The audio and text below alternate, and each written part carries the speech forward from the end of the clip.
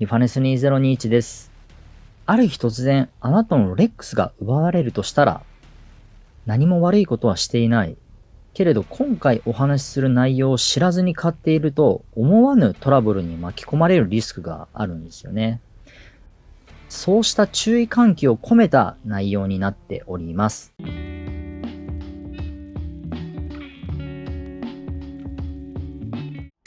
未だにお店に並ぶのは定価を大きく超えた高額な並行中古ロレックスばかりです。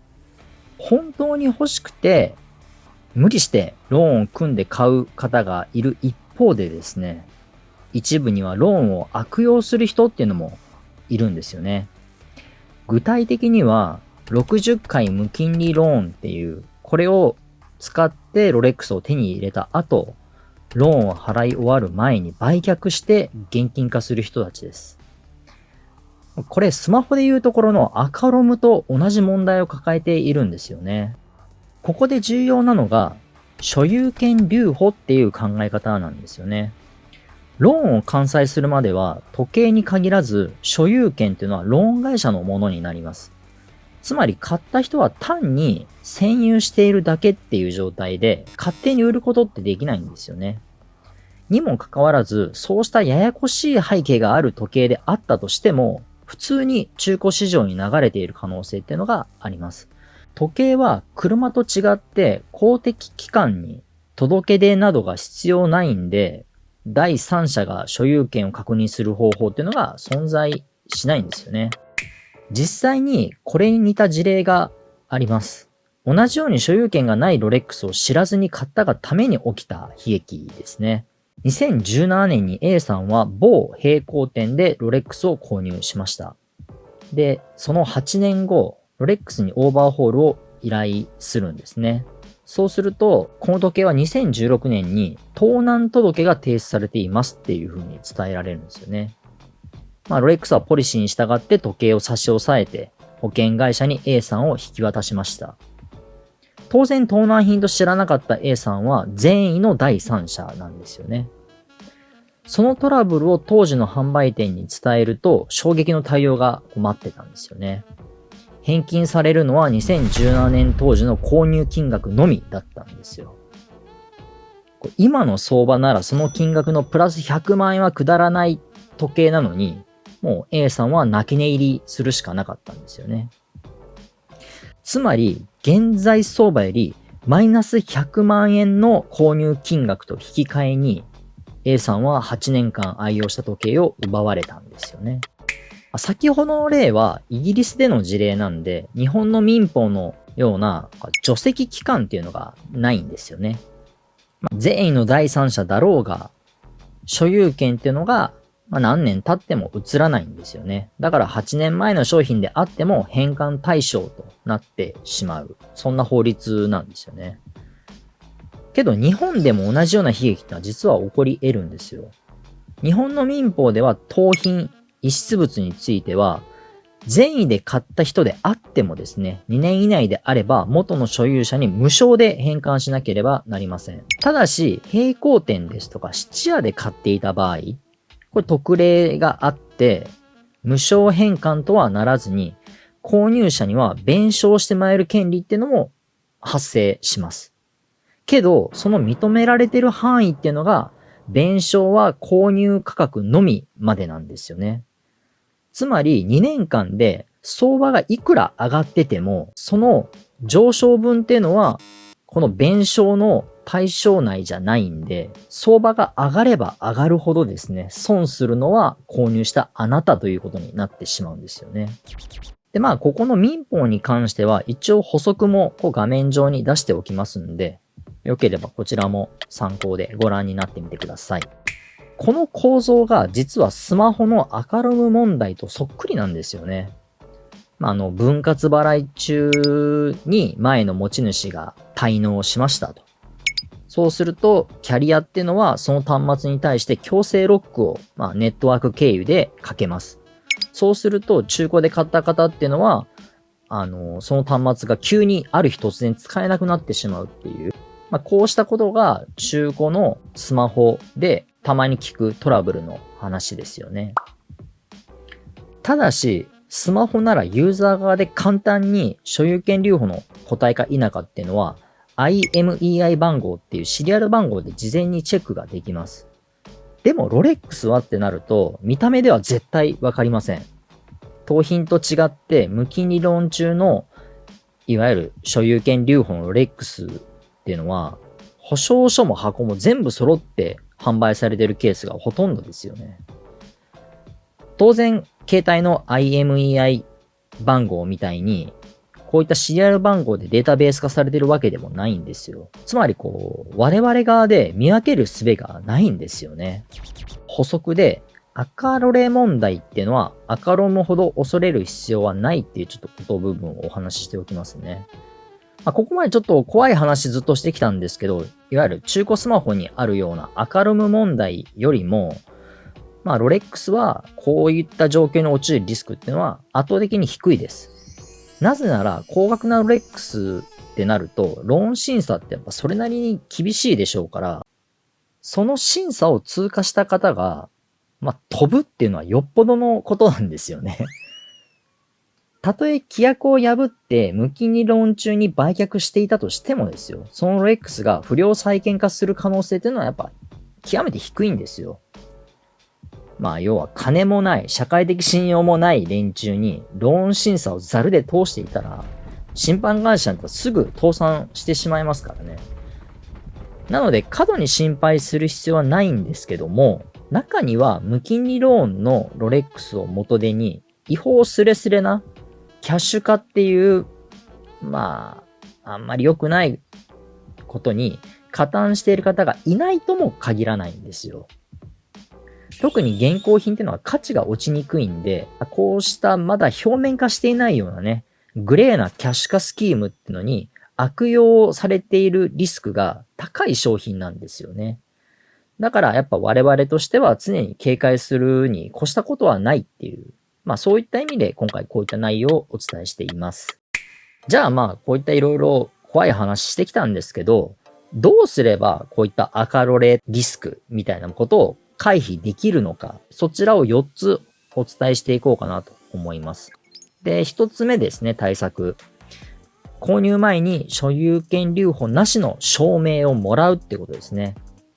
一部大手並行店の場合は、販売前に審判会社に確認を取って、所有権留保がないかを確認しているケースがあるそうです。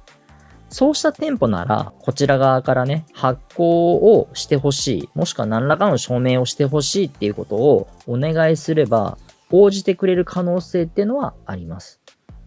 また、証明が発行できないとしてもですよ、万が一の際、相場上昇プレミアム分の扱いをどういった形で保証してくれるかまでを事前にしっかり確認しておくっていうのはできる可能性があります。当然ね、そういったことを口頭だけでじゃなくて、可能であればですね、書面でですね、残してもらうようにしておくと、安心かなって思います。お店側もね、所有権留保がないって口頭で言い切るぐらいだったらですね、こちらの要求に応じてもノーリスクなわけじゃないですか。いいですよ。相場上昇したらその分も保証しますよって言い切れるじゃないですか。だから、口ではね、いや、そういったこと大丈夫ですよって言いながら、こっちのそういった要求に応じないお店っていうのは不誠実というか、適当に口で言ってるだけっていう可能性があるんで、注意した方がいいかもしれないですよね。そして対策の2つ目ですね。無金利ローン店へ審査へ出してみるってことですね。購入する個体によっては、その個体が前回どのお店で購入されたか、そういったヒントにつながる付属品が残っているケースっていうのがあるんですよね。例えば、クリーニングクロスがある並行店の名前入りのクリーニングクロスが入っていたとか、あとは、一番いいのは、店舗発行の保証書、あとは、そういう店舗オリジナルの、取扱説明書的な冊子、そういったものがついていたってことですよね。そうすると、そのお店で買った可能性が高いんで、一度そのお店にその答えを持ち込んでですね、買い取り査定を出してみるんですよ。そうすると、一定のヒントになるかなと思います。万が一、ローン中の個体であれば、当然買い取り不可になるんですよ。なぜならその方が所有権ないっていうのはお店側は分かってるんで。で、先ほどからこれがヒントにしかならないってちょっと言ってる理由があって、要はその付属品って前回の購入店とはやっぱ限らないんですよね。要はその後に他の無金利ローン店を経由して、買っている、売られていたっていう可能性も、やっぱどうやっても排除しきれないんですよね。ただ何もわからない個体に比べれば、格段にリスクは低くなるっていうのは間違いないです。私がこれまで何度も口を酸っぱく付属品の多さは重視すべきだってことを動画ですとかノートで言ってきているっていうのは、こういった理由もあるんですよね。要は個体の履歴書になるんですよ、付属品って。だから中古品の確からしさっていうのを積み上げるためには、こういった並行店発行の付属品ですら、やっぱり私は例外ではないっていうふうに思ってます。そして対策の3つ目ですね。購入後すぐ審判会社にシリアルを紹介してみるっていう対策ですね。これ労力の割に気休め程度にしかならないんですけど、無金利ローン会社に紹介するっていうのは一つの、対策かなと思います。なんで気休めかっていうと、無金利ローンでも、金利付きのローンでも、所有権留保の条件っていうのは同じだからなんですよね。つまり、ここに不安に思って、このリスクを完全に排除したいって思うと、世にある審判会社すべてに確認する必要が出てきてしまうんですよ。これ現実的じゃないですよね。それ全部調べて、全部にこれ確認するって結構骨折れると思うんですよ。しかも、中には個人のこういった問い合わせに対応しない審判会社っていうのも結構多いと思うんですよ。そういった意味でやっぱこれって現実的じゃないっていうふうには思います。けど、自分が現在この CR 番号の個体を購入したってことだけを、審判会社全社に伝えるってことは、ここは無駄じゃないかなとも思います。要はその問い合わせで、いや、そういったことにはお答えしませんで対応したとしてもですよ。その審判会社は、一応、念のため確認するかもしれないじゃないですか。この CR 番号を。そうすることによって、悪質オーナーの、悪事が、審判会社側に早期に発見される可能性自体は高まるんですよ。そうすると、いわゆる所有権留保っていうのが、消える可能性はあるんで、トラブルを最小限に抑える効果っていうのは期待できますよね。で、私はもうそこまで心配するんであれば正規店で購入するってことを強くお勧めしたいかなって思いますけどね。そして最後、対策4つ目ですね。リスクを許容した上で安いと判断できるかっていうこと、ここをお伝えしようかなと思います。これはね、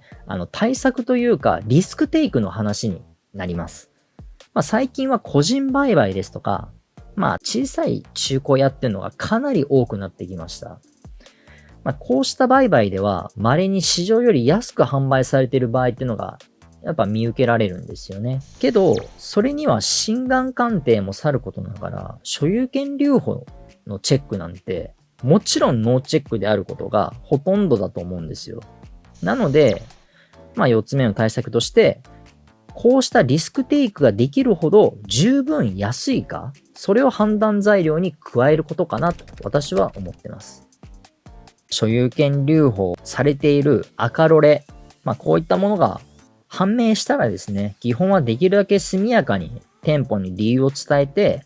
全額返金をしてもらうっていうのが、一つ一番重要かなって私は思ってます。で、個人間売買だとね、やっぱこういったことって向こうに伝えたら多分逃げられる可能性大なんで、その場合はもうどうしようもないかなとは思うんですけど、中には今回の動画でこうしたリスクが存在すると知った方もいると思うんですよ。購入後結構時間が経っちゃってるなんていう方もいて、もう相場がすでにね、買った時よりも大きく上がってるっていう、そういった方ももしかしたらいるかもしれないですよね。その場合は購入から2年間っていうのは、おとなしく正規店とかに持ち込まないようにして、嵐が過ぎるのを待った方がいいかもしれません。高騰したから売ろうって思ったら、買い値で回収されちゃったなんて言ったら、もう泣くに泣けないですよね。ローン会社は何が何でも債務者から債権回収するんで、ローン会社にとってはですね、実はこのロレックス相場上昇分というのはボーナス扱いになるんですよね。2年間でもしね、相場が下がっているんだとしたら、向こうも被害届っていうのは出さないでしょうし、取り下げると思うんですけど、大きく高騰してるなら、やっぱりちょっとそこは民法194条っていうのを振りかざしてきてですね、このロレックス奪いに来る可能性が十分あり得るんですよね。買いたい時に買える並行ロレックスっていうのは、やっぱり魅力的だと私は思います。だからこそ、こういった赤ロレ問題っていうのは頭の片隅にでもやっぱ意識してもらえればなって思ってるんですよね。特にね、価格上昇余地が大きい時計ほどこうした知識の価値っていうのはやっぱり高まると思います。後から泣かないためにも知識武装してリスクを避けていってもらえたらなと思います。そして何より業界全体がこうした問題にきちんと対応してユーザー側に誠実な説明が、当たり前に行われるようにね、我々ユーザーももっと厳しい目を向けるべきかなって私は思っております。今回は以上になります。最後までご視聴いただきましてありがとうございました。また次の動画でお会いできたらなと思っております。